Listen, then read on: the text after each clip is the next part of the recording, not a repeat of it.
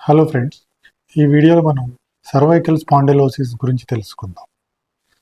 నా పేరు doctor Sriram from Sriram spine and ortho centre, Guntur. Cervical spondylosis అంటే మెడలో ఎముకల్లో కీళ్ళల్లో అరుగుదల రావడం. దీనివల్ల ఏమవుతుందంటే అక్కడ కొంచెం ఎక్కువ ఎముక తయారై దానివల్ల మెడలో ఉండే నరాలు ఒత్తిడికి లోనవుతాయి. దీనివల్ల మనకి ఏం లక్షణాలు ఉంటాయి అంటే, కొంతమందికి ఏంటంటే చేతికొచ్చే నరాలు నొక్కోవడం వల్ల చెయ్యి అంతా షాక్ లాంటి నొప్పి రావడం, చెయ్యి తిమ్మిర్లు రావడం అలా ఉంటుంది. ఈ ఒత్తిడి తీవ్రత మరింత ఎక్కువైనప్పుడు మెడలో ఉన్న నరం మొత్తం అంతా నొక్కున్నప్పుడు ఏమవుతుందంటే రెండు చేతుల్లోనూ తిమ్మిర్లు రావడం, చేత్తో వస్తువులు పట్టుకోవడం మరియు గట్టిగా బరువైన వస్తువులు పట్టుకోవడంలో ఇబ్బంది రావడం, లేదా తెలియకుండా వస్తువులు చేతిలోంచి జారిపోవడం, అదేవిధంగా ఫైన్ యాక్టివిటీస్ అంటే షర్ట్ బటన్ పెట్టుకోవడం తీయడంలో ఇబ్బందులు రావడం, అదేవిధంగా ఆహారం కలుపుకోవడంలో ఇబ్బందులు రావడం, చేతి రాతలు మార్పులు రావడం అవి గమనిస్తూ ఉంటాం.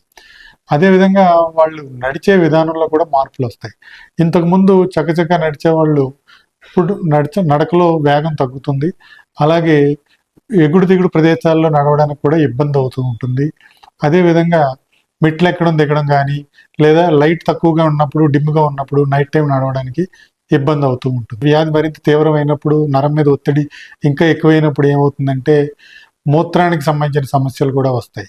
ఈ సమస్యలు మామూలుగా ఎలా ఉంటాయంటే ఎక్కువ సార్లు యూరిన్కి వెళ్ళాల్సి రావడం, అదేవిధంగా యూరిన్ వెళ్ళిన తర్వాత కూడా పూర్తిగా యూరిన్ పాస్ చేసినట్టు అనిపించకపోవడం, అలాగే అర్జెన్సీ ఉంటుంది. అంటే యూరిన్ ఒకసారి వచ్చిన తర్వాత తెలిసిన తర్వాత వెంటనే వాళ్ళు టాయిలెట్కి వెళ్ళాలి, లేదంటే దాన్ని కంట్రోల్ చేసుకోవడంలో ఇబ్బందులు వస్తాయి. ఈ సమస్యలన్నీ మామూలుగా ఈ సర్వైకల్ స్పాండిలోసిస్, దీని రిలేటెడ్ ప్రాబ్లమ్స్ అంతా మనం ఎక్కువగా 55-60 ఏళ్ళు పైబడిన వాళ్ళలో చూస్తూ ఉంటాం. అందరూ ఈ సమస్యలన్నీ వస్తున్నప్పుడు ఏమనుకుంటారంటే ఈ వయసు రీత్యా ఈ నడకలో వేగం తగ్గింది, అదేవిధంగా వయసు రీత్యా ఈ చేతుల్లో పట్టుదల తగ్గింది అనుకుంటారు, అదేవిధంగా వయసు వల్ల ఈ యూరిన్ సమస్య కూడా వచ్చింది అలా అనుకుంటారు. కానీ ఈ సర్వైకల్ స్పాండిలోసిస్ వచ్చినప్పుడు, నరం విపరీతమైన ఒత్తిడిలో ఉన్నప్పుడు ఈ సమస్యలన్నీ కూడా మనకి వస్తూ ఉంటాయి. అది మనం గుర్తించుకోవాలి. అదేవిధంగా దీన్ని మనం ఎలా నిర్ధారించుకోగలం అంటే, మనం వైద్యుడిని సంప్రదిస్తే ఎంఆర్ఐ స్కాన్, ఎక్స్రేస్ అవి తీసి దీన్ని మనకి గుర్తించడం జరుగుతుంది. అదే ఈ తీవ్రతని మనం తెలుసుకున్న తర్వాత పెరుగుతుందా లేదా అనేదాన్ని మనం ఎలా గుర్తించుకోవచ్చు అనేదాన్ని కనుక మనం చూసినట్టయితే, ఒకటి ఏంటంటే రెండు కాళ్ళు చేతులు దగ్గర పెట్టుకొని, చేతులు ఉండాన్ని తాకుతూ పెడుతూ రెండు కాళ్ళు దగ్గర పెట్టుకొని కళ్ళు మూసుకుని నించున్నట్టయితే బ్యాలెన్స్ తప్పుతుందండి. అదేవిధంగా వేళ్ళు ఇలా ముడిచి చాపడం, మామూలుగా అయితే మనం 10 సెకండ్లో 20 సార్లు చేయగలుగుతాం. ఈ ఇబ్బంది ఉన్న వాళ్ళ ఏమవుతుందంటే ఈ చేసే వేగం తగ్గుతుంది, మరియు చేసే కొద్దీ చేతుల్లో నొప్పులు తిమ్మిర్లు అవి కూడా వస్తూ ఉంటాయి.